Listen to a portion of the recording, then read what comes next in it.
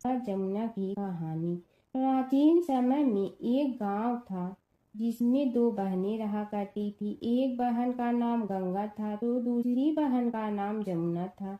एक बार दोनों बहनें एक साहूकार के खेत से गुजर रही थी तो जमुना ने 13 दाने जौ के तोड़ लिए, जिसे देख गंगा बोली कि तुझे तो ग्रहण लग गया, तूने चोरी की है।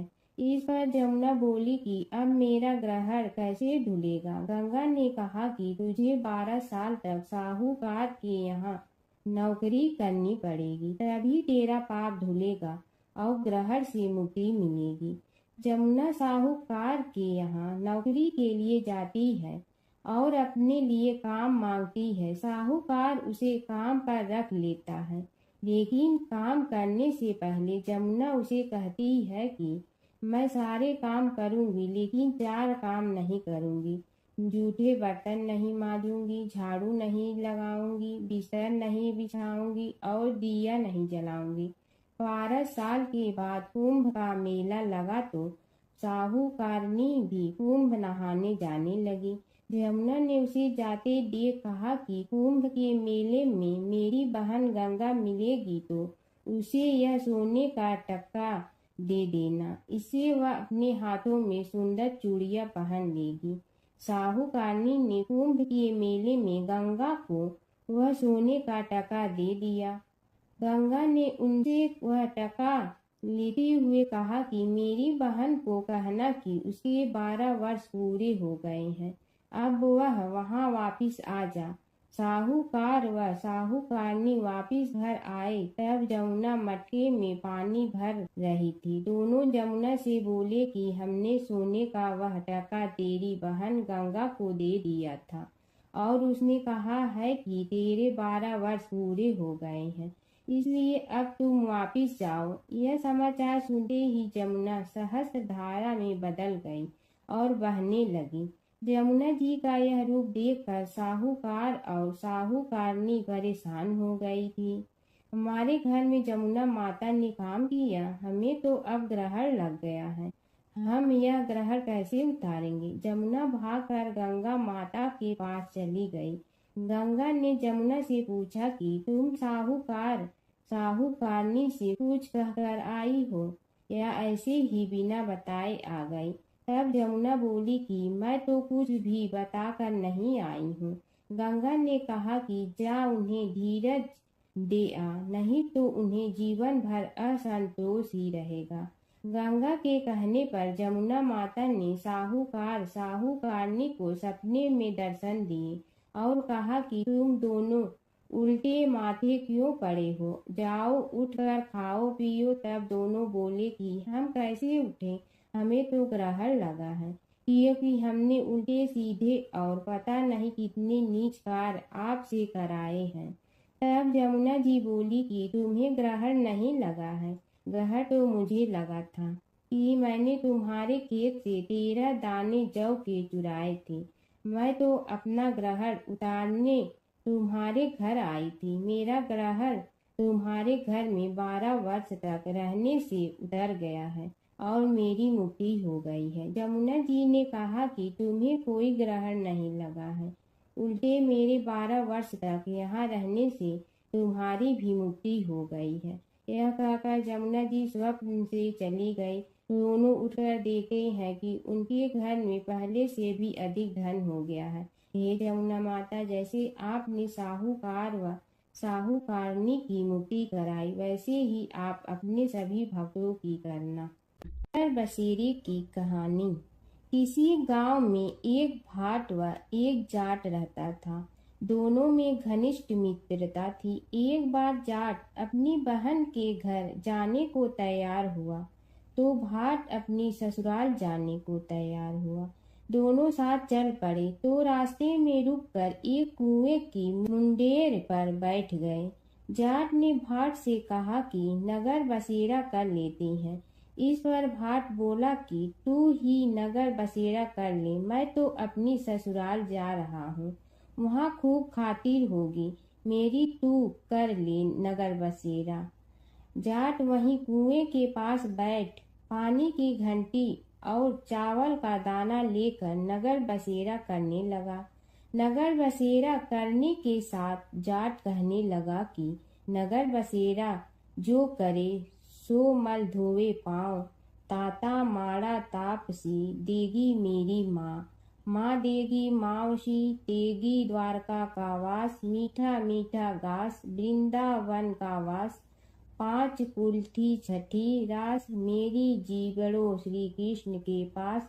डालू पानी हो जाए घी झट से निकल जाए मेरा जी। यह सब कर कर के वह जाट बहन के पास चल पड़ा। जाट की बहन ने भाई के आने पर उसकी खातिर की खी बूरा के साथ भाई को जिमाया। दोनों ने बैठकर ढेर सारी बातें की।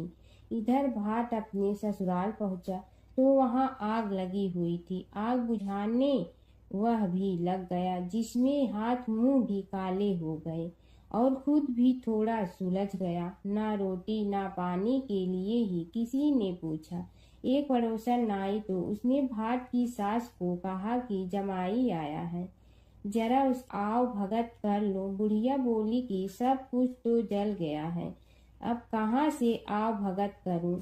तब पड़ोसन ने ही भाट को एक रोटी के साथ छाछ दी। उसने वही खाकर गुजारा किया।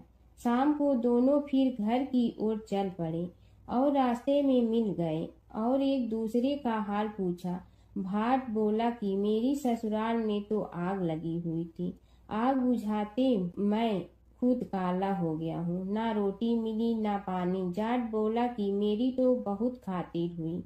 फिर बोला कि मैंने कहा था ना कि नगर बसेरा कर ले, अब कर ले। लेकिन भाट ने फिर मना कर दिया। कहने लगा कि चाहे रोटी दे या न दे, तेरी तो माँ है, दही चूरमा का पेड़ा धरा पाएगा। भाट ने फिर नगर बसेरा नहीं किया। जाट ने कर लिया नगर बसेरा, जो करे सो मल धोए पाँव, ताता माड़ा तापसी देगी मेरी माँ। माँ देगी मावशी देगी द्वारका का वास, मीठा मीठा घास वृंदावन का वास। 5 कुल्थी छठी रास मेरा जीवड़ो श्री कृष्ण के पास। डालू पानी हो जाए घी झट से निकल जाए मेरा जी। करके वह चल पड़ा। घर पहुँचते ही जाट की मावशी ने बहुत लाड प्यार किया। उधर भाट घर गया तो उसकी भैंस खो गई थी। बाप एक लाठी रखे तो दूसरी उठाए और कहने लगा कि ससुराल गया तो आग लगा दी, अब यहाँ आया तो भैंस खो दी। बाप ने कहा कि पहले भैंस लेकर आ, तभी रोटी पानी मिलेगा। सारा दिन भाट भैंस ढूंढता रहा, लेकिन उसे भैंस नहीं मिली। जाट और भाट की मुलाकात फिर से बाजार में हो गई। जाट ने भाट के हाल चाल पूछे तो भाट बोला कि आते ही भैंस खो गई, बस उसी दिन से भैंस ढूंढ रहा हूँ। रोटियां का तो पूछो ही मत। जाट ने कहा कि मैंने तो पहले ही कहा था कि नगर बसेरा कर ले। जाट की बात सुनकर भाट बोला कि तेरे नगर बसेरे में इतनी ताकत है तो चल अब कर लेते हैं। दोनों ने बैठकर नगर बसेरा किया। नगर बसेरा जो करे सो मल धोवे पाँव, ताता माड़ा तापसी देगी मेरी माँ। माँ देगी मावशी देगी द्वारका का वास, मीठा मीठा घास वृंदावन का वास। 5 कुल्थी छठी रास मेरा जीवड़ो श्री कृष्ण के पास। डालू पानी हो जाए घी झट से निकल जाए मेरा जी।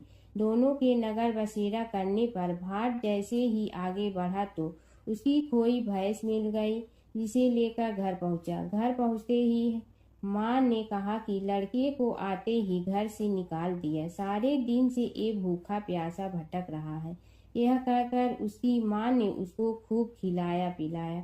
इस घटना के बाद सारे नगर में ढिंढोरा पिटवा गया कि कब कोई अपने पीहर या सास से आते जाते नगर बसेरा करें। जैसे भाट को नगर बसेरा करने का फल मिला, वैसे ही हर किसी को मिलती है।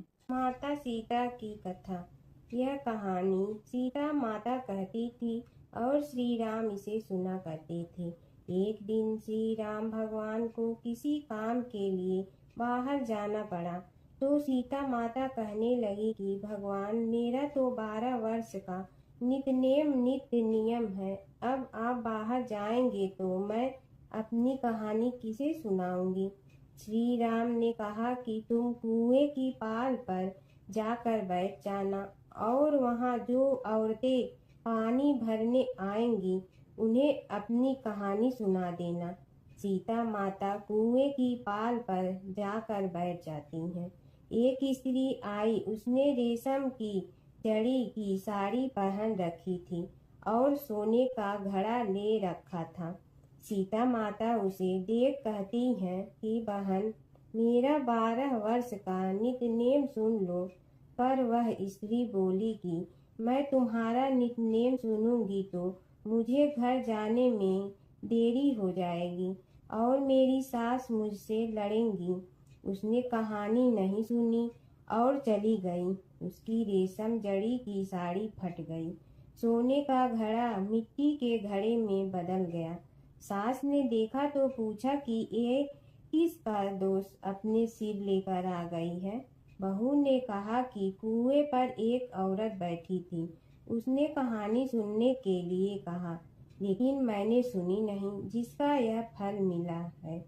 बहू की बात सुनकर अगले दिन वही साड़ी और घड़ा लेकर सास कुएं की पाल पर गई। सास को वहीं माता सीता बैठी मिली तो माता सीता ने कहा कि बहन, मेरी कहानी सुन लीजिए। सास बोली कि एक बार छोड़, मैं तो 4 बार कहानी सुन लूंगी। राम आए, लक्ष्मण आए, देश के पुजारी आए, नित नेम का नेम लाए, आओ राम बैठो राम। तपी रसोई जियो राम, माखन मिश्री खाओ राम। दूध बतासा पियो राम, सूत के पलका मोठो राम। साल दुसाला पोठो राम, साल दुसाला ओढ़ो राम। जब बोलो जब राम ही राम, राम संवारे सबके काम। खाली घर भंडार भरेंगे, सबका बेड़ा पार करेंगे। श्री राम जय राम जय जय राम। सास बोली कि बहन, कहानी तो बहुत अच्छी लगी। कहानी सुनकर सास घर चली गई और उसकी साड़ी फिर से रेशम जड़ी की बन गई। मिट्टी का घड़ा फिर सोने के घड़े में बदल गया। बहू कहने लगी, सासू माँ, आपने ये सब कैसे किया। सास ने कहा कि बहू, तू दोष लगा के आई थी और मैं अब दोष उतार कर आ रही हूँ। बहू ने फिर पूछा कि वह कुएं वाली स्त्री कौन है। सास बोली कि वे सीता माता थी। वे पुराने से नया कर देती हैं, खाली घर में भंडार भर देती हैं। वह लक्ष्मी जी का वास घर में कर देती हैं। आदमी की जो भी इच्छा हो उसे पूरा कर देती हैं। बहू बोली कि ऐसी कहानी मुझे भी सुना दो। सास बोली कि ठीक है, तुम भी सुनो। और सास ने कहानी शुरू की। राम आए, लक्ष्मण आए, देश के पुजारी आए, नित नेम का नेम लाए, आओ राम बैठो राम। तपी रसोई जियो राम, माखन मिश्री खाओ राम। दूध बतासा पियो राम, सूत के पलका मोठो राम। साल दुसाला पोठो राम, साल दुसाला ओढ़ो राम। जब बोलो जब राम ही राम, राम संवारे सबके काम। खाली घर भंडार भरेंगे, सबका बेड़ा पार करें। श्री राम जय जय राम। कहानी सुनकर बहू बोली कि कहानी तो बहुत अच्छी है। सास ने कहा कि ठीक है, इस कहानी को रोज कहा करेंगे। अब सास बहू रोज सवेरे उठती, नहाती धोती और पूजा करने के बाद नित नेम की सीता की कहानी कहती। एक दिन उनके यहाँ एक पड़ोस की औरत आई और बोली कि बहन, जरा सी आँच दे ना। तो वह बोली कि आज तो अभी हमने जलाई ही नहीं। पड़ोसन ने कहा कि तुम सुबह 4 बजे से उठकर क्या कर रही हो। फिर उन्होंने कहा कि सुबह उठकर हम पूजा करते हैं, फिर सीता माता की नित्य नेम की कहानी कहते हैं। पड़ोसन ने उसकी बात सुनकर फिर कहा कि सीता माता की कहानी कहने से तुम्हें क्या मिलता है। वे बोली कि इनकी कहानी कहने से घर में भंडार भर जाते हैं, सारे काम सिद्ध होते हैं, मन की इच्छा भी पूरी हो जाती है। पड़ोसन कहती है कि बहन, ऐसी कहानी तो मुझे भी सुना दो। फिर वह बोली कि ठीक है, तुम भी यह कहानी सुन लो। राम आए, लक्ष्मण आए, देश के पुजारी आए, नित नेम का नेम लाए, आओ राम बैठो राम। सारी कहानी सुनने के बाद पड़ोसन कहने लगी, बहन कहानी तो मुझे बहुत अच्छी लगी। अब वह पड़ोसन भी नित्य सीता माता की कहानी कहने लगी। कहानी कहने से सीता माता ने पड़ोसन के भी भंडार भर दिए। अब तो पूरे मोहल्ले में नित नेम की कथा चल पड़ी। हर किसी की मनोकामना पूरी होने लगी। हे सीता माता, जैसे आपने उनके भंडार भरे वैसे ही आप हमारे भी भंडार भरना, सबकी भरना, कहानी सुनने वाले के भी और कहानी कहने वाले के भी। गणेश और बुढ़िया माई की कथा। एक बुढ़िया थी, वह बहुत ही गरीब और दृष्टिहीन थी। उसके एक बेटा और बहू थे। वह बुढ़िया सदैव गणेश जी की पूजा किया करती थी। एक दिन गणेश जी प्रकट होकर उस बुढ़िया से बोले, बुढ़िया माँ, तू जो चाहे सो मांग ले। बुढ़िया बोली, मुझे तो मांगना नहीं आता, कैसे और क्या मांगूं? तब गणेश जी बोले, अपने बहू बेटे से पूछ कर मांग ले। तब बुढ़िया ने अपने बेटे से कहा, गणेश जी कहते हैं तू कुछ मांग ले, बता मैं क्या मांगूं? पुत्र ने कहा, माँ तू धन मांग ले। बहू से पूछा तो बहू ने कहा, नाती मांग ले। तब बुढ़िया ने सोचा कि ये तो अपने अपने मतलब की बात कर रहे हैं। अतः उस बुढ़िया ने पड़ोसन से पूछा तो उन्होंने कहा, बुढ़िया तू तो थोड़े दिन जियोगी, क्यों तू धन मांगो और क्यों नाती मांगे? तू तो अपनी आँखों की रोशनी मांग ले, जिससे तेरी जिंदगी आराम से कट जाए। इस पर बुढ़िया बोली, यदि आप प्रसन्न है तो मुझे 9 करोड़ की माया दे, निरोगी काया दे, अमर सुहाग दे, आँखों की रोशनी दे, नाती दे, पोता दे और सब परिवार को सुख दे और अंत में मोक्ष दे। यह सुनकर तब गणेश जी बोले, बुढ़िया माँ, तुमने तो हमें ठग लिया। फिर भी जो तूने मांगा है वचन के अनुसार सब तुझे मिलेगा। और यह कहकर गणेश जी अंतर ध्यान हो गए। उधर बुढ़िया माँ ने जो कुछ मांगा वह सब कुछ मिल गया।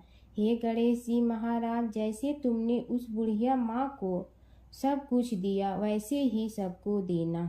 बुढ़िया माई को मुक्ति दी तुलसी माता की कथा।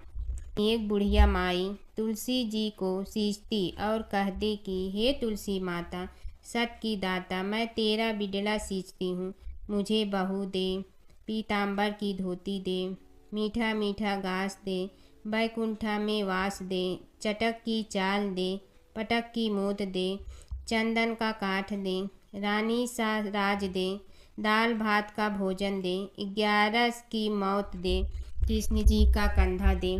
तब तुलसी माता यह सुनकर सूखने लगी।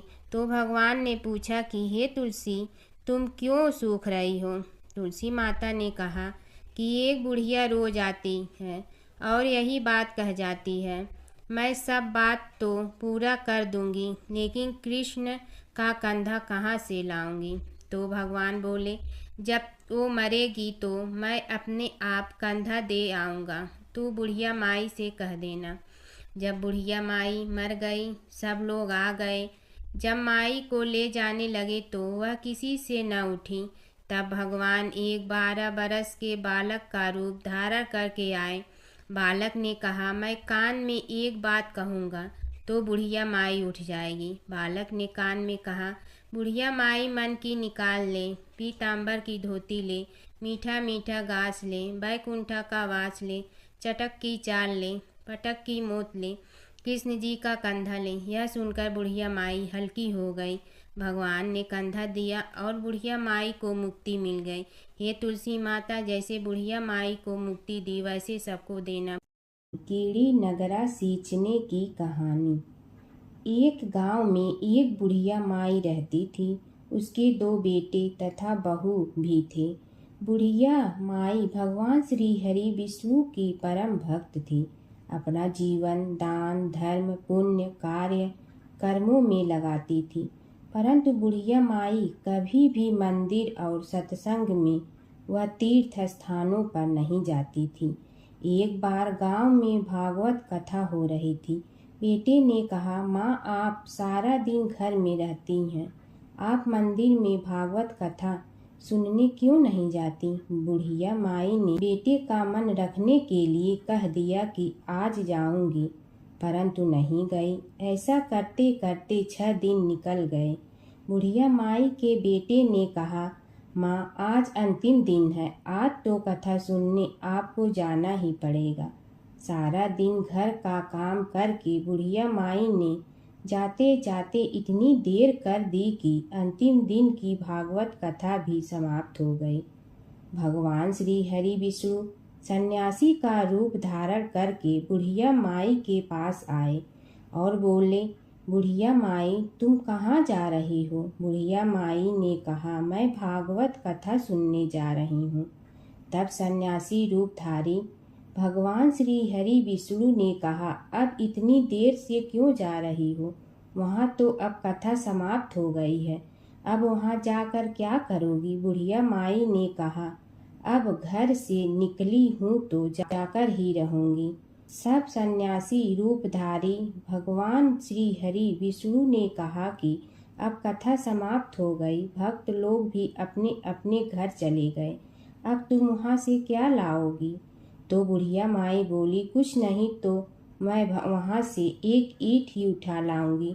तो सन्यासी रूपधारी भगवान श्री हरि विष्णु बोले, तुम वहाँ से मिट्टी की ईंट लाओगी, उसके बदले में मैं तुम्हें एक सोने की ईंट देता हूँ। बुढ़िया माई ने ईंट ले ली और घर की तरफ चल पड़ी और विचार करने लगी कि यदि यह ईंट मैं घर लेकर जाऊंगी तो बेटे बहू झगड़ने लगेंगे, इसीलिए घर के आंगन में बाहर ही बुढ़िया माई ने वह ईंट जमीन में गाड़ दी। परंतु अब बुढ़िया माई का ध्यान उस ईंट पर ही रहने लगा। खाने पीने घर के काम करने में सदैव बुढ़िया माई अपना ध्यान सोने की ईंट पर ही लगाई रखती। बेटे बहू ने पूछा, माँ पूरे दिन घर के आंगन में क्या करती रहती हो? तो बुढ़िया माई ने कहा, मैं आने जाने वाले को देखती रहती हूँ। एक दिन बुढ़िया माई मर गई। यमराज के दूत बुढ़िया माई को लेने आए। बुढ़िया माई को लेकर धर्मराज जी के पास पहुँचे और धर्मराज जी को सारी बात बतलाई। धर्मराज जी ने बुढ़िया माई को कुतिया की योनि दे दी और कुतिया उसी पेड़ के नीचे बैठी रहती। बुढ़िया माई की बहू ने कहा, इस कुतिया को यहाँ से भगाओ, नहीं तो यह बच्चों को काट जाएगी। तो उसके बेटे ने उसकी पीठ पर एक लकड़ी मारी और बुढ़िया माई मर गई और को सर्प की योनि मिली। आंगन में सर्प को देखकर बेटे बहू ने किसी को काट नहीं जाए इसी डर से मार दिया। फिर बुढ़िया माई मरकर धर्मराज जी के पास पहुंची। बुढ़िया माई कीड़ी का रूप धारण करके उस आंगन में कीड़ी नगरा बना लिया। आंगन में कीड़ी नगरा हो गया। घर वाले बहुत परेशान हुए। घर वाले भोजन भी नहीं बना रहे थे और मन ही मन होने का स्मरण करने लगे। तब भगवान श्री हरि विष्णु सन्यासी का रूप धारण करके आए और बोले कि कुछ खाने को दे दो। तो घर वाले ने कहा, महाराज हमारे खाने को भी कुछ नहीं बनाया, क्योंकि हमारे घर में कीड़ी नगरा हो गया है, आप ही इसका कुछ उपाय बतलाइए। तब महाराज जी ने आंगन में खोदा और सोने की 28 निकाली और दोनों बेटों को दे दी और कहा, तुम्हारी माँ के नाम से दान पुण्य करना, धर्मशाला बनवाना, स्कूल बनवाना, प्याऊ लगवाना, गौशाला में गाय के चारे खाने की व्यवस्था करना। परंतु दोनों बेटे आपस में झगड़ने लगे कि तू दान कर, तू दान कर। किसी ने बुढ़िया माई के नाम से कोई दान नहीं किया और कीड़ी नगरा वहाँ उसी स्वरूप में स्थापित रहा। कुछ दिन बाद सन्यासी वापस आया और बुढ़िया माई के बेटों ने भगवान स्वरूपधारी सन्यासी महाराज से कहा कि हमारी घर की हालत वैसी की वैसी है, कीड़ी नगरा तो वैसे का वैसा ही है। तब साधु रूपधारी सन्यासी महाराज ने कहा, वह सोने के ईंट के टुकड़े लाओ और उन्हें बेचकर उनसे जो भी धन मिले उसे तुम्हारी माँ के नाम से दान पुण्य करो। इस कीड़ी नगरा पर शक्कर और आटा डालो। तुम ऐसा करोगे तो तुम्हारी माँ को मोक्ष प्राप्ति होगी और उनके घर से कीड़ी नगरा चला गया। जो व्यक्ति प्रतिदिन सुबह प्रातः आटा और शक्कर कीड़ी नगरे पर डालता है, वह सदैव धनवान, पुत्रवान, संपन्न, सुख शांति से जीवन यापन करता है। उसके घर में कभी कोई कष्ट नहीं आता है। उसका जीवन सदा सर्वदा आनंद से व्यतीत होता है। उसके परिवारजन उसे अत्यधिक स्नेह प्रदान करते हैं। कीड़ी नगरा प्रतिदिन सींचने से जुड़ी नगरी की कहानी सुनने से, दान पुण्य व धर्म कार्यों में रुचि लगाने से जीवन उत्तम हो जाता है। प्राचीन काल की बात है। नैमिषारण्य क्षेत्र में ऋषि, महर्षि और साधु संतों का समाज जुड़ा था। उसमें श्री सूत जी भी विद्यमान थे। शौनक जी ने उनकी सेवा में उपस्थित होकर निवेदन किया कि हे अज्ञान रूप घोर तिमिर को नष्ट करने में करोड़ों सूर्यों के समान प्रकाशमान श्री सूत जी हमारे कानों के लिए अमृत के समान जीवन प्रदान करने वाले कथा तत्व का वर्णन कीजिए। हे सूत जी, हमारे हृदयों में ज्ञान के प्रकाश की वृद्धि तथा भक्ति, वैराग्य और विवेक की उत्पत्ति जिस कथा से हो सकती हो, वह हमारे प्रति कहने की कृपा कीजिए। शौनक जी की जिज्ञासा से सूत जी बड़े प्रसन्न हुए। पुरातन इतिहासों के स्मरण से उनका शरीर पुलकायमान हो रहा था। वे कुछ देर उसी स्थिति में विराजमान रहकर कुछ विचार करते रहे और अंत में बोले, शौनक जी, इस विषय में आपके चित्त में बड़ी जिज्ञासा है। आप धन्य हैं जो सदैव ज्ञान की प्राप्ति में तत्पर रहते हुए विभिन्न पुराण कथाओं की जिज्ञासा रखते हैं। आज मैं आपको ज्ञान के परम स्रोत रूप श्री गणेश जी का जन्म कर्म रूप चरित्र सुनाऊंगा। गणेश जी से ही सभी ज्ञानों, सभी विद्याओं का उद्भव हुआ है। अब आप सावधान चित्त से विराजमान हो। श्री गणेश जी के ध्यान और नमस्कार पूर्वक उनका चरित्र श्रवण करें। नमस्तस्मै गणेशाय ब्रह्मा विद्या प्रदायिनी यनागस्त्यसमः साक्षात विघ्न सागर सोषणे। कैसे हैं वे श्री गणेश जो सभी प्रकार की ब्रह्म विद्याओं को प्रदान करने वाले, अर्थात ब्रह्मा के सगुण और निर्गुण स्वरूप पर प्रकाश डालने और जीव ब्रह्मा का अभेद प्रतिपादन करने वाली विद्याओं के दाता हैं। वे विघ्नों के समुद्रों को महर्षि अगस्त्य के समान शोषण करने में समर्थ हैं। इसलिए उनका नाम विघ्न सागर शोषक के नाम से प्रसिद्ध है। मैं उन भगवान श्री गणेश जी को नमस्कार करता हूँ। प्रथम पूजा के अधिकारी श्री गणेश जी, यह कहकर सूत जी कुछ समय के लिए मौन हो गए और फिर बोले, शौनक जी, भगवान गणेश जी ही सर्वप्रथम पूजा प्राप्ति के अधिकारी हैं। किसी भी देवता की पूजा करो, पहले उनकी पूजा करो। शौनक जी ने निवेदन किया, हे भगवान, हे सूत, सर्वप्रथम यह बताने की कृपा कीजिए कि गणेश जी को प्रथम पूजा का अधिकार किस प्रकार प्राप्त हुआ। इस विषय में मेरी बुद्धि मोह को प्राप्त हो रही है कि सृष्टि रचयिता ब्रह्मा जी, पालन करता भगवान नारायण और संहार करता शिव जी में से किसी को प्रथम पूजा का अधिकारी क्यों नहीं माना गया। यह त्रिदेव ही तो सबसे बड़ा देवता माने जाते हैं। सूत जी ने कहा, शौनक जी, यह भी एक रहस्य ही है।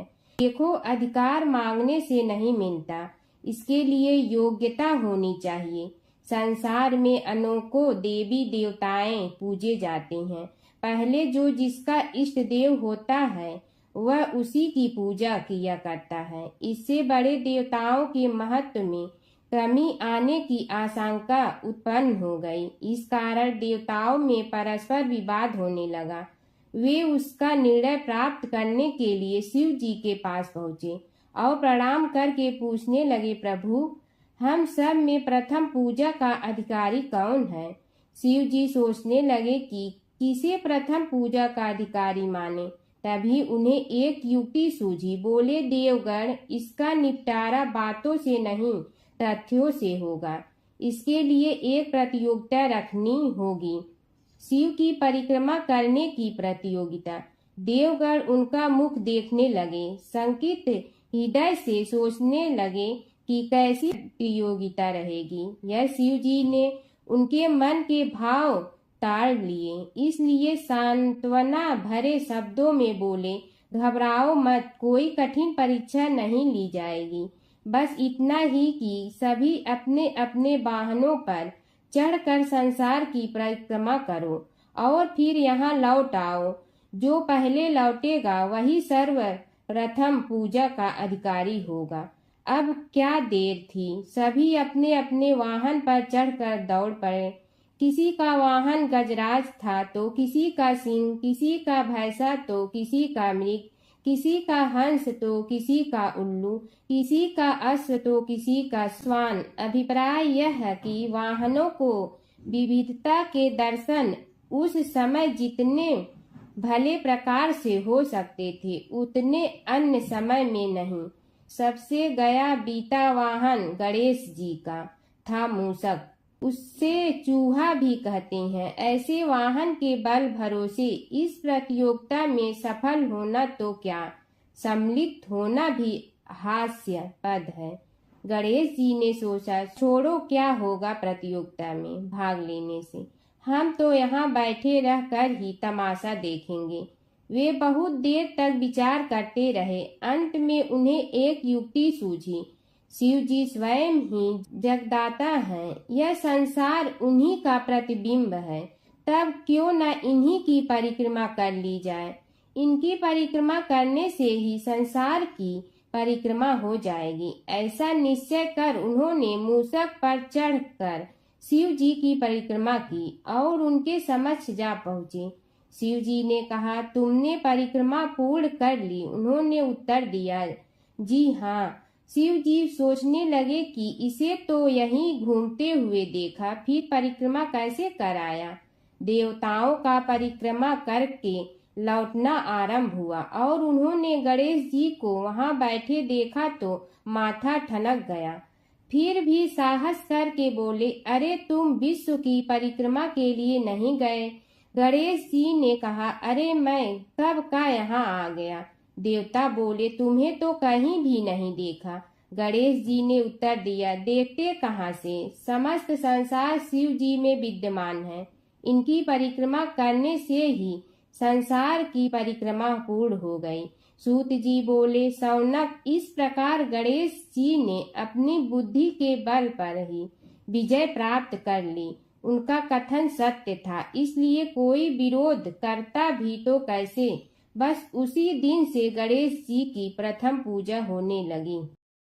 एक बार एक नगर में एक मालिन रहती थी। उसके पति चल बसे थे। उसका एक 4 साल का पुत्र था। उसकी सास कठोर हृदय की स्त्री थी। वह बहू को बहुत तकलीफ देती थी। एक दिन सास ने बहू और पोते को घर से निकाल दिया। वे दोनों रोते हुए चलते चलते एक जंगल में जा पहुँचे। वहाँ एक बड़े पेड़ के नीचे बैठ गए। वहाँ से थोड़ी दूर पर एक गणेश जी का मंदिर था। वहाँ बहुत लोग गणेश जी के दर्शन करने आते थे। दर्शन करके गणेश जी को प्रसाद चढ़ाते थे। फिर वह प्रसाद सबको बांट देते थे। इस प्रसाद से माँ बेटे का गुजारा होने लगा। दोनों गणेश जी की पूजा पाठ में लग गए। एक दिन उन्होंने सोचा, क्यों न हम भी जंगल से फूल ला कर बेचें। वे रोज जंगल से फूल लाकर उसकी माला बनाकर बेचने लगे। साथ में पूजा की सामग्री और प्रसाद भी बेचने लगे। इससे उनको आमदनी होने लगी। गणेश जी की कृपा से आमदनी बढ़ने लगी। जल्दी ही उन्होंने एक मकान और एक दुकान बना लिया। एक राजा की लड़की मंदिर में रोज पूजा करने आती थी। मालिन के बेटे को देखकर राजकुमारी उस पर मोहित हो गई और उससे विवाह करने की सोचने लगी। उसने अपनी भाभी से अपने मन की बात कही। भाभी अनुभवी थी। उसने कहा, ये तो मालिन का बेटा है और तुम एक राजा की बेटी हो। यदि तुमने उससे विवाह किया तो तुम्हारी बहुत बेइज्जती होगी। पर राजकुमारी अपनी बात पर अड़ी रही। उसने कहा, मैंने तो प्रतिज्ञा कर ली है कि उसी से विवाह करूंगी। भाभी ने घर जाकर सारी बात राजा को बता दी। राजा ने मना नहीं किया और विवाह के लिए तैयार हो गए। उन्होंने बड़े धूमधाम से बेटी का विवाह मालिन के बेटे के साथ कर दिया। मालिन ने सबसे पहले बेटे बहू को गणेश जी के मंदिर में ले जाकर पूजा पाठ करवाया और गणेश जी का आशीर्वाद दिलवाया। इसके बाद पूरे नगर में यह बात फैल गई कि गणेश जी की पूजा करने से सब दुख कष्ट दूर हो जाते हैं। इस बात पर सुनते ही नगर के सभी लोग मंदिर आने लगे। मालिन और उसके बेटे की बिक्री और बढ़ गई। उधर उसकी सास के बुरे दिन आ गए। अन्नदाता उससे रूठ गए और वह भूखों मरने लगी। एक दिन वह रोती धोती उसी गणेश जी के मंदिर में आ पहुंची।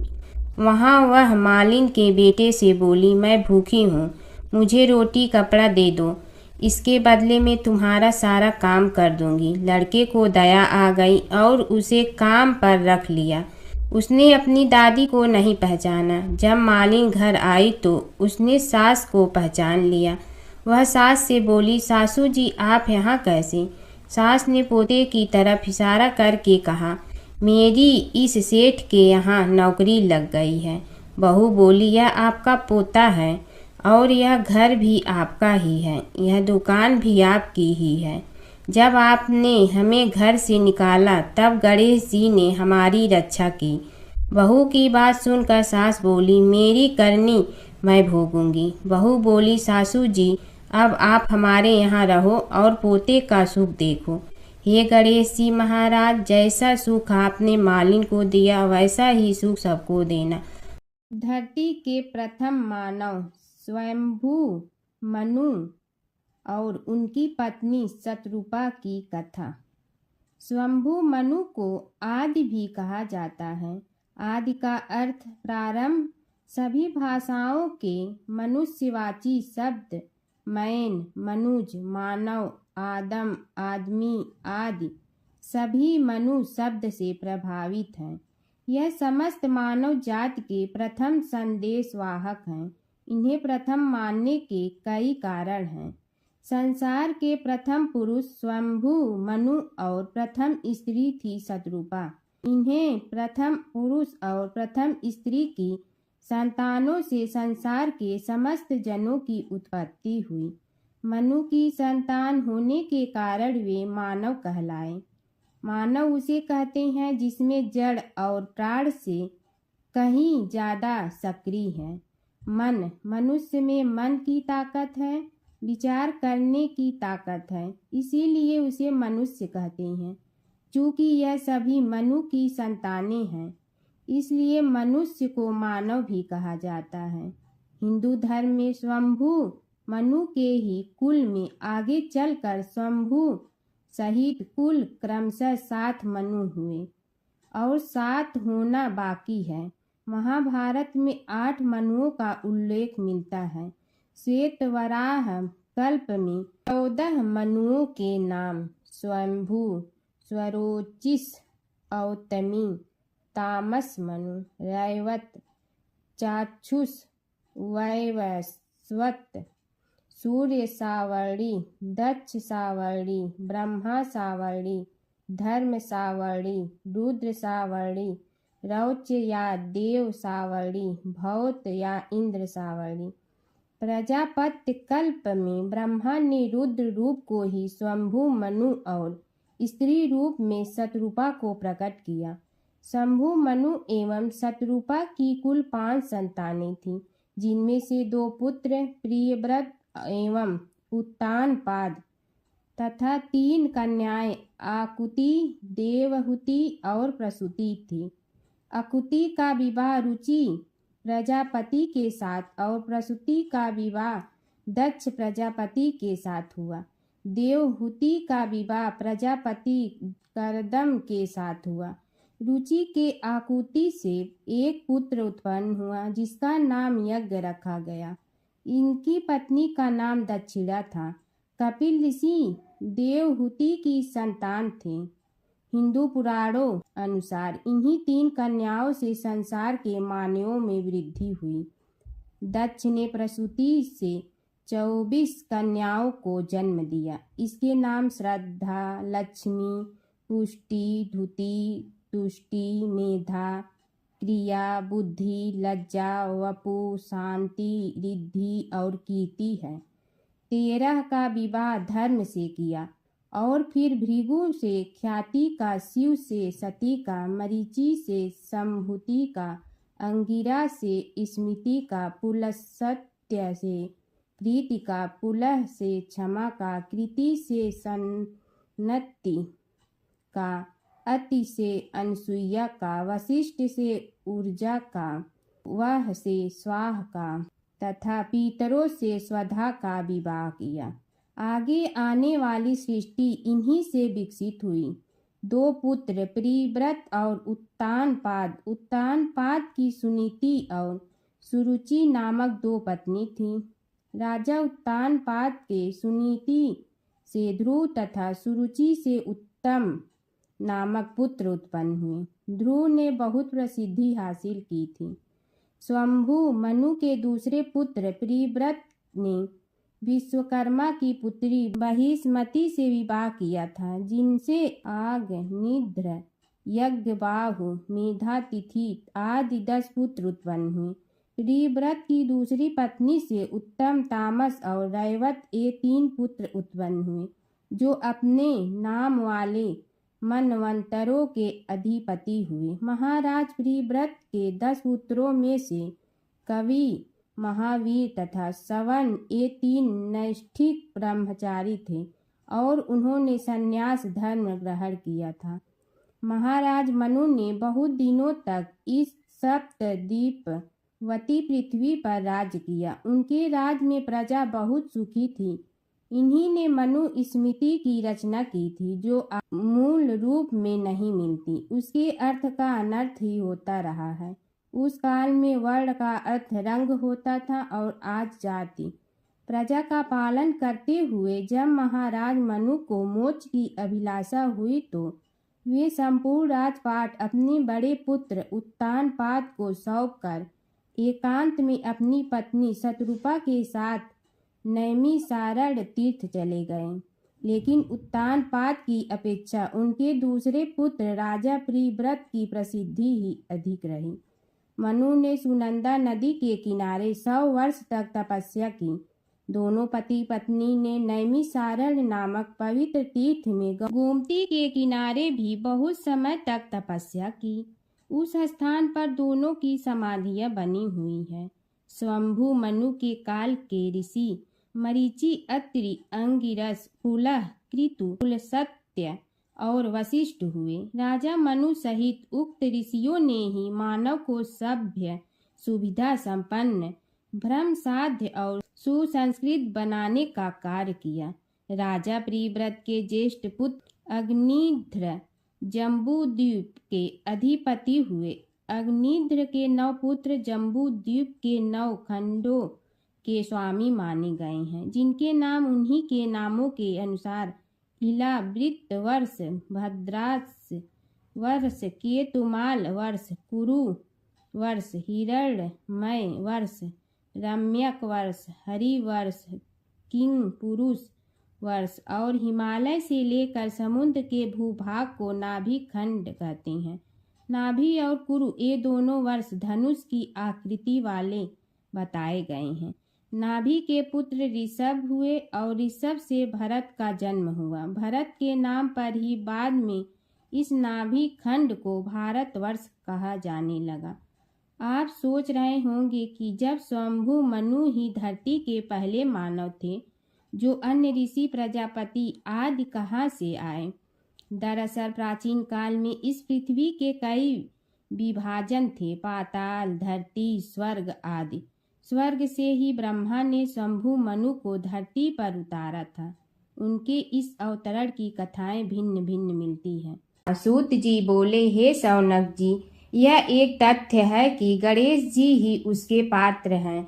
वे बड़े देवता का भी कार्य सिद्धि में विघ्न उपस्थित होने पर उन विघ्नराज का आश्रय न लिया हो। हे शौनक, वे देव भी बड़े दयालु हैं। नाम तो शिव जी का ही आशुतोष है, किंतु वे सर्वात्मा और सर्वरक्षक प्रभु तो शिव जी की अपेक्षा भी शीघ्र ही प्रकट हो जाते हैं। उनका भक्त कभी किसी संकट में नहीं पड़ता। यदि प्रारब्ध वशात कभी किसी विपत्ति में पड़ भी जाता है तो गणेश्वर की उपासना करने पर उनके अनुग्रह से उनके समस्त दुख दूर होकर परम सुख की प्राप्ति होती है। शौनक ने कहा, हे सूत जी, हे महाभाग, हे प्रभु, मैं गणेश जी के विभिन्न चरित्रों का अध्ययन करना चाहता हूँ, तो मुझे बताइए कि किस ग्रंथ का अवलोकन करूँ। हे दयामय, आपको तो उनके समस्त चरित्र विदित है कि यदि आप ही उन्हें सुनाने की कृपा करें तो मेरा अत्यधिक उपकार होगा।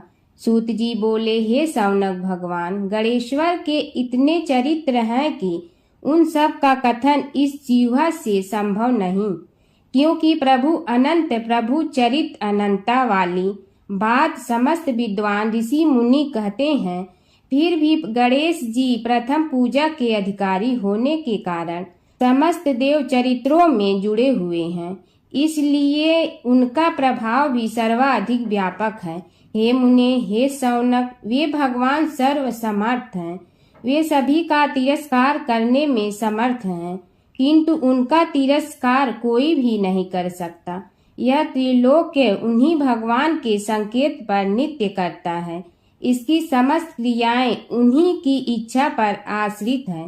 हे शौनक भगवान गणेश्वर स्वयं कहते हैं, शिवे विष्णु च शक्तौ च सूर्ये मयि निराधिप यो भेद बुद्धि योगः स सम्य योगुः मतो मम। हे नरेश्वर, हे वरेण्य, शिव, विष्णु, शक्ति, सूर्य और मुझ गणेश में जो अभेद बुद्धि योग है, मेरे मत में वही सम्यक योग है। इससे यह भी सिद्ध है कि समस्त देवता उन्हीं के स्वरूप हैं। वे ही भगवान विभिन्न कार्य रूपों के अनुसार अपना भिन्न भिन्न नाम रखते हैं। हे मुनि श्रेष्ठ, उन सब देवताओं के चरित्र भी उन्हीं गणराज के चरित्र हैं। यद्यपि सब चरित्र एक ही ग्रंथ में मिलने में संभव नहीं है, फिर भी गणेश्वर के अनेकों प्रमुख चरित्रों का वर्णन गणेश पुराण में हुआ है। राजा सोमकांत का वृत्तांत कथन। शौनक जी ने पूछा, हे प्रभु, गणेश पुराण का आरंभ किस प्रकार हुआ, यह मुझे बताने की कृपा करे। इस पर सूत जी ने कहने लगे, हे शौनक, यद्यपि गणेश पुराण है तो बहुत प्राचीन, क्योंकि भगवान गणेश्वर तो आदि हैं। न जाने कब से गणेश जी अपने उपासकों पर कृपा करते चले आ रहे हैं। उनके अनंत चरित्र हैं, जिनका संग्रह एक महापुराण का रूप ले सकता है। उसे एक बार भगवान नारायण ने नारद जी को और भगवान ने शंकर और जगन जननी पार्वती जी को सुनाया था। बाद में वही पुराण संक्षेप रूप में ब्रह्मा जी ने महर्षि वेद व्यास को सुनाया और फिर व्यास जी ने महर्षि भृगु को सुनाया। भृगु ने कृपा करके सौराष्ट्र के एक राजा सोमकांत को सुनाया था। तब से वह पुराण अनेक कथाओं में विस्तृत होता रहा और अनेक कथाओं से रहित होता हुआ अनेक रूप में प्रचलित है। शौनक जी ने पूछा, भगवान, आप यह बताने का कष्ट करें कि राजा सोमकांत कौन था। उसने महर्षि से गणेश पुराण का श्रवण कहाँ किया था, उस पुराण के श्रवण से उसे क्या क्या उपलब्धियां हुई। हे नाथ, मुझे श्री गणेश्वर की कथा के प्रति उत्कंठा बढ़ती ही जा रही है। सूत जी बोले, हे शौनक, सौराष्ट्र के देवनगर नाम की एक प्रसिद्ध राजधानी थी। वहाँ का राजा सोमकांत था। वह अपनी प्रजा का पुत्र के समान पालन करता था। वह वेद ज्ञान संपन्न, शस्त्र विद्या में पारंगत एवं प्रबल प्रतापी राजा, समस्त राजाओं में मान्य तथा अत्यंत वैभवशाली था। उसका ऐश्वर्य कुबेर के भी ऐश्वर्य को लज्जित करता था। उसने अपने पराक्रम से अनेकों देश जीत लिए थे। उसकी पत्नी अत्यंत रूपवती, गुणवती, धर्माज्ञा एवं पतिव्रत धर्म का पालन करने वाली थी। वह सदैव अपने प्राणनाथ की सेवा में लगी रहती थी। उसका नाम सुधर्मा था। जैसे वह पतिव्रता थी, वैसे ही राजा भी एक पत्नी व्रता का पालन करने लगा। उसके हेमकांत नामक एक सुंदर पुत्र था। वह भी सभी विद्याओं का ज्ञाता और अस्त्र शस्त्रादि के अभ्यास में निपुण हो गया था। यह सभी श्रेष्ठ लक्षणों से संपन्न सद्गुणी एवं प्रजा जनों के हितों का अत्यंत पोषक था। इस प्रकार राजा सोमकांत स्त्री पुत्र पशुवाहन राज्य एवं प्रतिष्ठा आदि से सब प्रकार सुखी था। उसे दुख तो था ही नहीं। सभी राजागण उसका हार्दिक सम्मान करते थे तथा उसकी श्रेष्ठ कीर्ति भी संसार व्यापी थी। परंतु युवावस्था के अंत में सोमकांत को घृणित कोष्ठ रोग हो गया। उसके अनेक उपचार किए गए किंतु कोई लाभ नहीं हुआ। रोग शीघ्रता से बढ़ने लगा और उसके कीड़े पड़ गए। जब रोग की अधिक वृद्धि होने लगी और उसका कोई उपाय न हो सका तो राजा ने मंत्रियों को बुलाकर कहा, सुव्रतो, जाने किस कारण यह रोग मुझे पीड़ित कर रहा है। अवश्य ही यह किसी पूर्व जन्म के पाप का फल होगा। इसलिए मैं अब अपना समस्त राजपाट छोड़कर वन में रहूंगा। मेरे पुत्र हेमकांत को मेरे समान मानकर राज्य शासन का धर्म पूर्वक संचालन कराते रहें। यह कहकर राजा ने शुभ दिन दिखवाकर अपने पुत्र हेमकांत को राज्य पद पर अभिषेक किया और अपनी पत्नी सुधर्मा के साथ निर्जन वन की ओर चल दिया। प्रजापालक राजा के वियोग में समस्त प्रजा जन अश्रु बहाते हुए उनके साथ चले गए। राज्य की सीमा पर पहुंचकर राजा ने अपने पुत्र अमात्यगण और प्रजा जनों को समझाया, आप सब लोग धर्म के जानने वाले, श्रेष्ठ आचरण में तत्पर एवं सहृदय हैं। यह संसार तो वैसे भी परिवर्तनशील है। जो आज है वह कल नहीं था और आने वाले कल में भी नहीं रहेगा। इसलिए मेरे जाने से दुख का कोई कारण नहीं है। मेरे स्थान पर मेरा पुत्र सभी कार्यों को करेगा। इसलिए आप सब उसके अनुशासन में रहते हुए उसे सदैव सम्मान करते रहें। फिर पुत्र से कहा, बेटा, यह स्थिति सभी के समझ आती रही है। हमारे पूर्व पुरुष भी परंपरागत रूप से वृद्धावस्था आने पर वन में जाते रहे हैं। मैं कुछ समय पहले ही वन में जा रहा हूँ, तो कुछ पहले या पीछे जाने में कोई अंतर नहीं पड़ता। यदि कुछ वर्ष बाद जाऊं तब भी मोह का त्याग करना ही होगा। इसलिए हे वत्स, तुम दुखित मत हो और मेरी आज्ञा मानकर राज्य शासन को ठीक प्रकार चलाओ। ध्यान रखना, क्षत्रिय धर्म का कभी त्याग न करना और प्रजा को सदा सुखी रखना। इस प्रकार राजा सोमकांत ने सभी को समझा बुझाकर वहां से वापस लौट आया और स्वयं अपनी पतिव्रता भार्या के साथ वन में प्रवेश किया। पुत्र हेमकांत के आग्रह से उसने सुबल और ज्ञान गम्य नामक 2 आत्माओं को भी साथ ले लिया। उन सब ने एक समतल एवं सुंदर स्थान देखकर वहां विश्राम किया।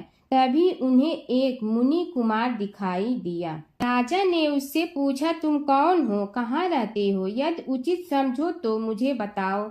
मुनि बालक ने कोमल बाणी में कहा, मैं महर्षि भृगु का पुत्र हूँ। मेरा नाम च्यवन है। हमारा आश्रम निकट में ही है। अब आप भी अपना परिचय दीजिए। राजा ने कहा, मुनि कुमार, आपका परिचय पाकर मुझे बड़ी प्रसन्नता हुई। मैं सौराष्ट्र के देवनगर नामक राज्य का अधिपति रहा हूँ।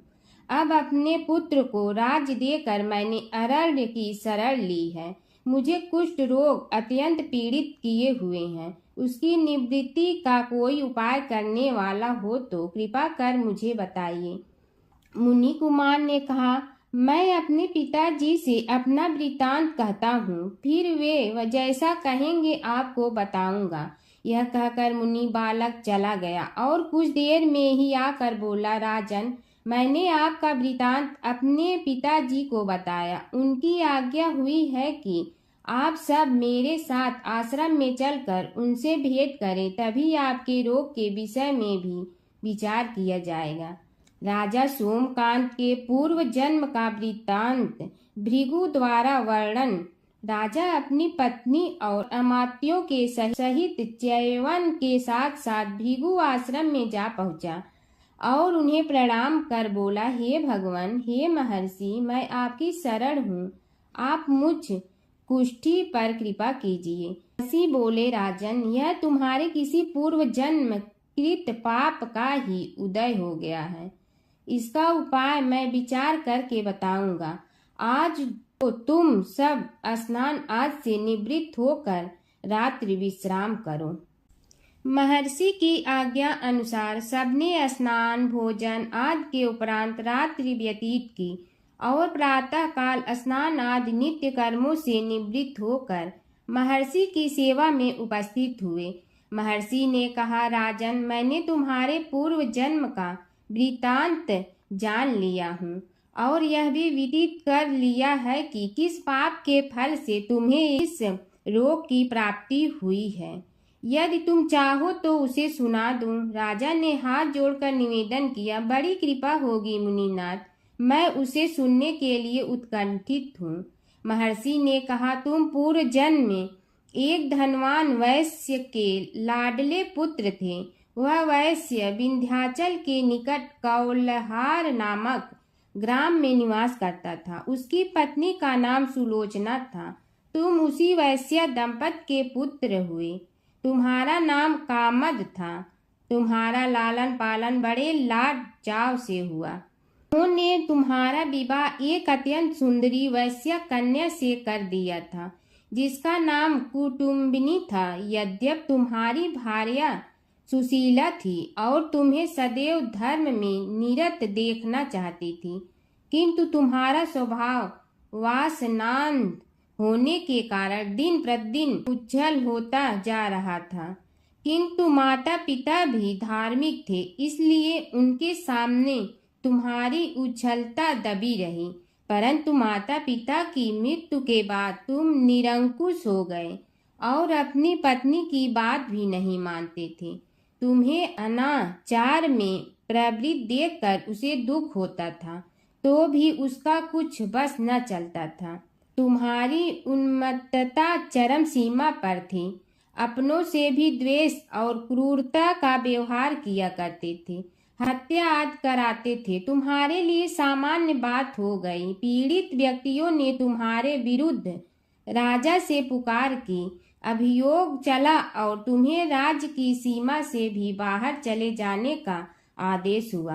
तब तुम घर छोड़कर किसी निर्जन वन में रहने लगे। उस समय तुम्हारा कार्य लोगों को लूटना और हत्या करना ही रह गया। एक दिन माध्याह्न काल था। गुणवर्धक नामक एक विद्वान ब्राह्मण उधर से निकला। बेचारा अपनी पत्नी को लिवाने के लिए ससुराल जा रहा था। तुमने उस ब्राह्मण युवक को पकड़कर लूट लिया। प्रतिरोध करने पर उसे मारने लगे तो वह चित्कार करने लगा, मुझे मत मार, मत मार, देख मेरा दूसरा विवाह हुआ है।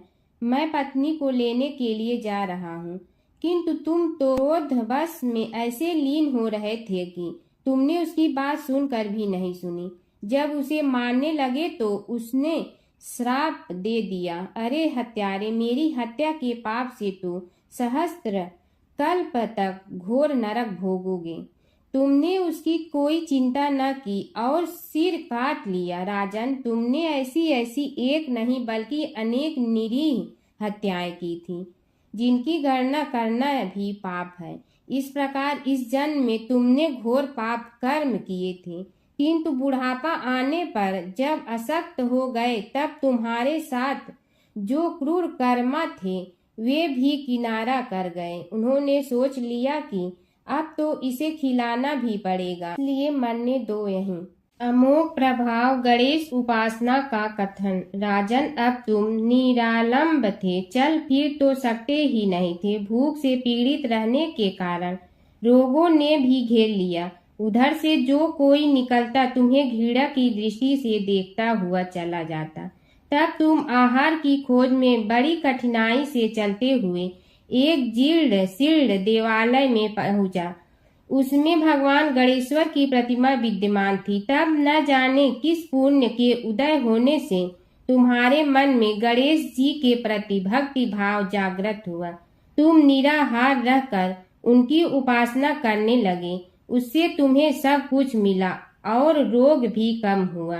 राजन, तुमने अपने साथियों की दृष्टि बचाकर बहुत सा धन एक स्थान पर गाड़ दिया था। अब तुमने उस धन को उसे देवालय के जीर्णोद्धार में लगाने का निश्चय किया। शिल्पी बुलाकर उस मंदिर को सुंदर और भव्य बनवा दिया। इस कारण कुख्याति सुख्याति में बदलने लगी। फिर यथा समय तुम्हारी मृत्यु हुई। यमदूतों ने पकड़कर तुम्हें यमराज के समक्ष उपस्थित किया।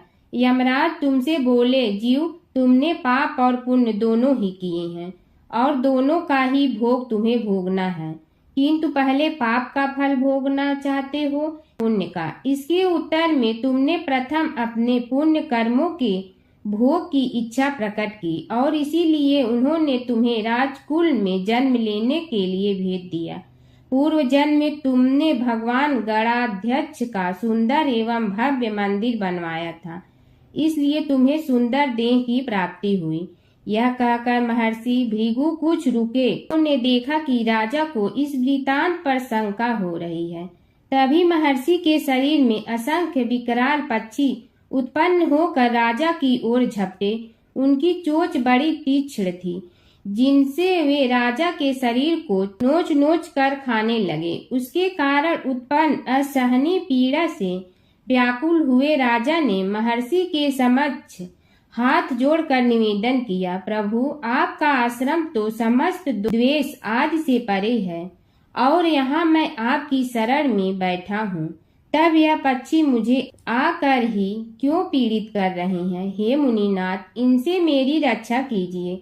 महर्षि ने राजा के अंतर्वचन सुनकर सांत्वना देते हुए कहा, राजन, तुमने मेरे वचनों में शंका की थी और जो मुझ सत्यवादी के कथन में शंका करते हैं, उसे खाने के लिए मेरे शरीर से इसी प्रकार पक्षी प्रकट हो जाते हैं, जो कि मेरे हुंकार करने पर भस्म हो जाया करते हैं।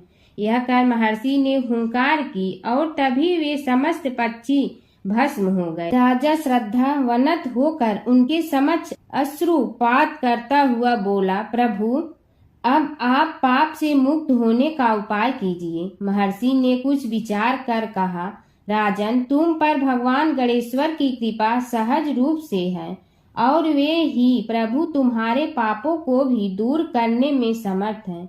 इसलिए तुम उनके पाप नाशक चरित्रों का श्रवण करो। गणेश पुराण में उनके चरित्रों का भले प्रकार वर्णन हुआ है, अतएव तुम श्रद्धा भक्ति पूर्वक उसी को सुनने में चित्त लगाओ। राजा ने प्रार्थना की, महामुनि, मैंने गणेश पुराण का नाम भी आज तक नहीं सुना, तो उनके सुनने का सौभाग्य कैसे प्राप्त कर सकूंगा? हे नाथ, आपसे अधिक ज्ञानी और प्रकांड विद्वान और कौन हो सकता है? आप ही मुझ पर कृपा कीजिए।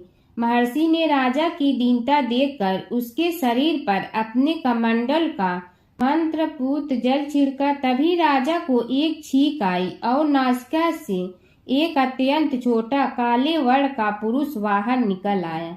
देखते देखते वह बढ़ गया।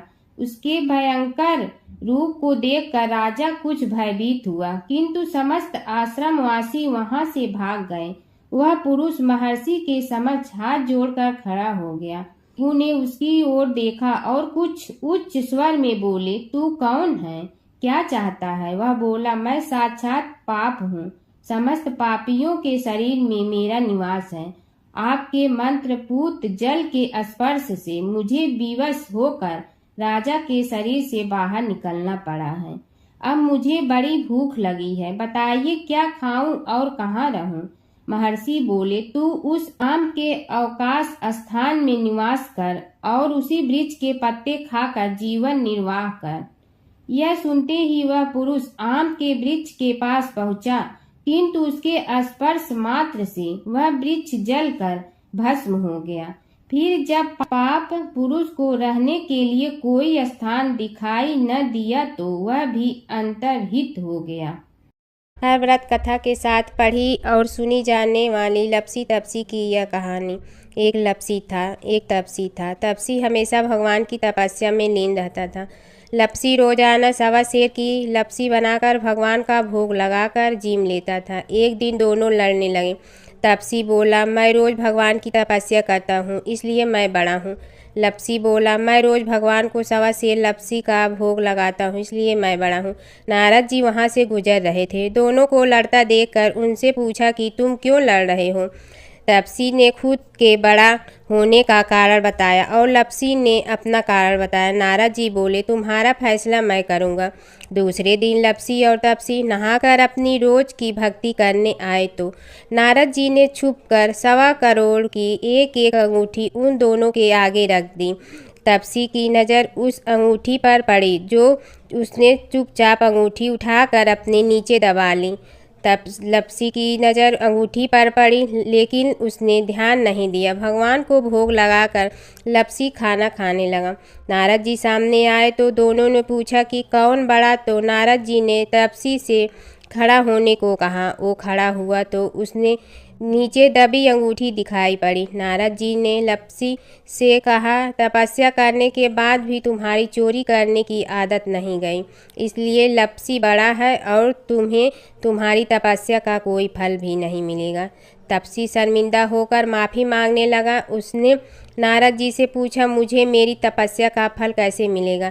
नारद जी ने कहा, यदि कोई गाय और कुत्ते की रोटी नहीं बनाएगा तो फल तुम्हें मिलेगा। यदि कोई ब्राह्मण को भोजन करवा कर दक्षिणा नहीं देगा तो फल तुम्हें मिलेगा। यदि कोई साड़ी के साथ ब्लाउज नहीं देगा तो फल तुझे मिलेगा। यदि कोई दिए से दिया जलाएगा तो फल तुम्हें मिलेगा।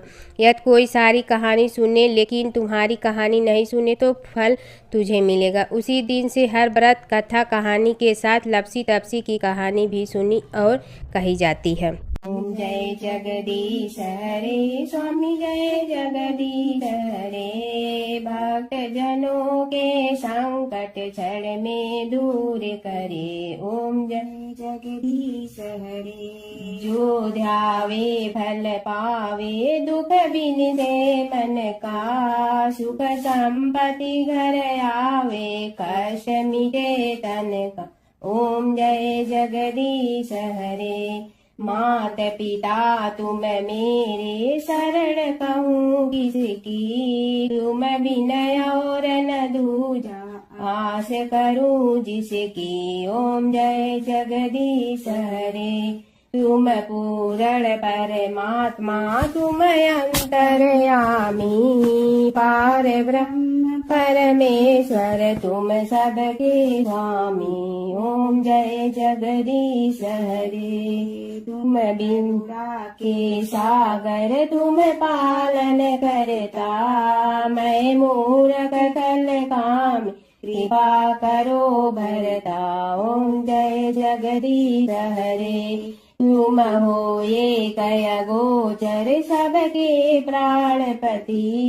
किस विधि मिलूं दया में, तुमको मैं कुमति। ओम जय जगदीश हरे।